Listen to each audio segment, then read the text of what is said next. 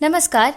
अगर आपकी कोई मन्नत पूरी न हो रही हो या फिर तमाम प्रयासों के बावजूद आपको करियर में सफलता न मिल रही हो या फिर व्यक्तिगत जीवन में परेशानी चल रही हो या कोई भी दिक्कत हो, तो परेशान होने के बजाय आपको अब की सावन 22 जुलाई से 18 अगस्त तक सावन माह में प्रत्येक सोमवार का व्रत करके इस व्रत कथा का पाठ करना चाहिए अथवा किसी अन्य व्यक्ति से इस कथा को सुनना चाहिए।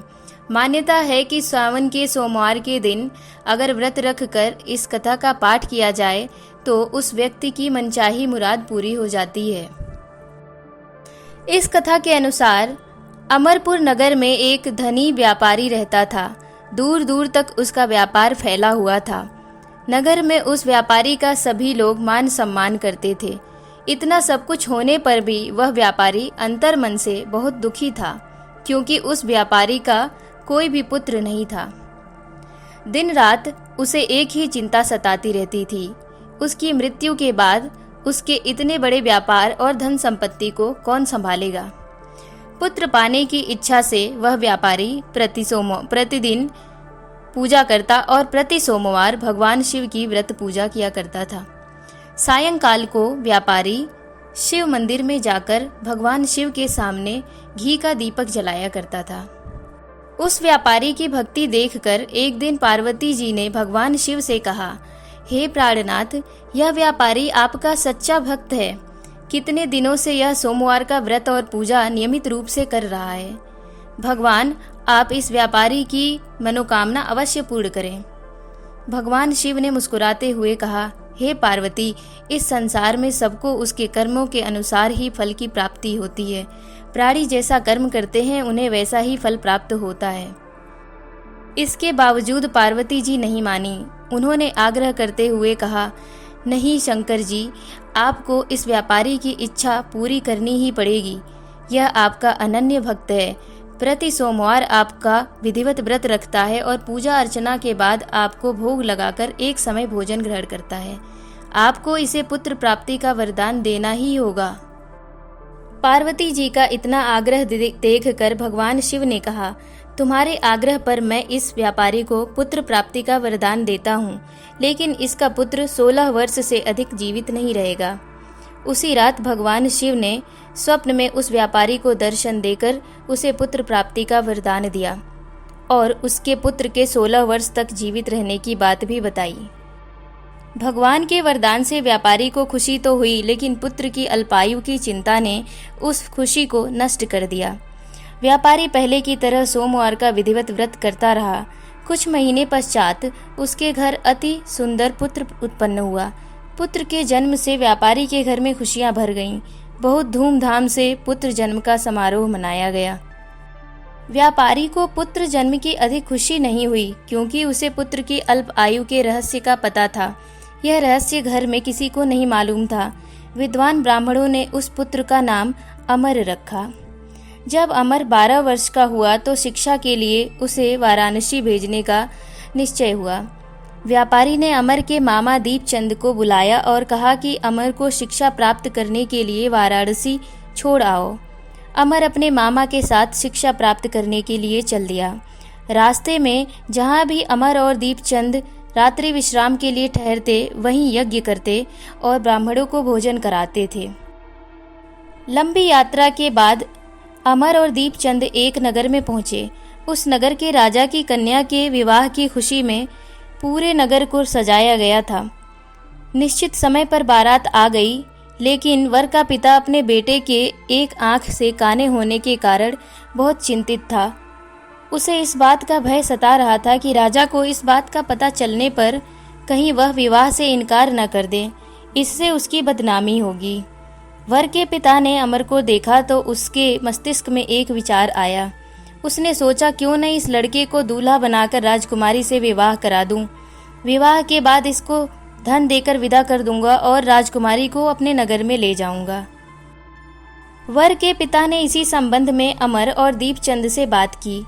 दीपचंद ने धन मिलने के लालच में वर के पिता की बात स्वीकार कर ली। अमर को दूल्हे के वस्त्र पहनाकर राजकुमारी चंद्रिका से विवाह करा दिया गया। राजा ने बहुत सा धन देकर राजकुमारी को विदा किया। अमर जब लौट रहा था तो सच नहीं छिपा सका और उसने राजकुमारी की ओढ़नी पर लिख दिया, राजकुमारी चंद्रिका, तुम्हारा विवाह तो मेरे साथ हुआ था। मैं तो वाराणसी में शिक्षा प्राप्त करने जा रहा हूँ। अब तुम्हें जिस नवयुवक की पत्नी बनना पड़ेगा वह कान्हा है। राजकुमारी ने अपनी ओढ़नी पर लिखा हुआ पढ़ा तो उसके काने लड़के के साथ जाने से उसने इनकार कर दिया। राजा ने सब बातें जानकर राजकुमारी को महल में रख लिया। उधर अमर अपने मामा दीपचंद के साथ वाराणसी पहुंच गया। अमर ने गुरुकुल में पढ़ना शुरू किया। जब अमर की आयु 16 वर्ष पूरी हुई तो उसने एक यज्ञ किया। यज्ञ की समाप्ति पर ब्राह्मणों को भोज कराया और खूब अन्न वस्त्र दान दिए। रात को अमर अपने शयन कक्ष में सो गया। शिव के वरदान के अनुसार शयनावस्था में ही अमर के प्राण पखेरु उड़ गए। सूर्योदय पर मामा अमर को मृत देखकर रोने पीटने लगा। आसपास के लोग भी एकत्र होकर दुख प्रकट करने लगे। मामा के रोने विलाप करने के स्वर समीप से गुजरते हुए भगवान शिव और माता पार्वती जी ने भी सुने। पार्वती जी ने भगवान से कहा, प्राणनाथ, मुझसे इसके रोने के स्वर सहन नहीं हो रहे। आप इस व्यक्ति के कष्ट को अवश्य दूर करें। भगवान शिव ने पार्वती जी के साथ अदृश्य रूप से समीप जाकर अमर को देखा तो पार्वती जी से बोले, पार्वती, यह तो उसी व्यापारी का पुत्र है। मैंने इसे 16 वर्ष की आयु का ही वरदान दिया था। इसकी आयु तो पूरी हो गई। पार्वती जी ने फिर भगवान शिव से निवेदन किया, हे प्राणनाथ, आप इस लड़के को जीवित करें, नहीं तो इसके माता पिता पुत्र की मृत्यु के कारण रो रो कर अपने प्राणों का त्याग कर देंगे। इस लड़के का पिता तो आपका परम भक्त है। वर्षों से सोमवार का व्रत करते हुए आपको भोग लगा रहा है। पार्वती जी के आग्रह करने पर भगवान शिव ने उस लड़के को जीवित होने का वरदान दिया और कुछ ही पल में वह जीवित होकर उठ बैठा। शिक्षा समाप्त करके अमर मामा के साथ अपने नगर की ओर चल दिया। दोनों चलते हुए उसी नगर पहुंचे जहां अमर का विवाह हुआ था। उस नगर में भी अमर ने यज्ञ का आयोजन किया।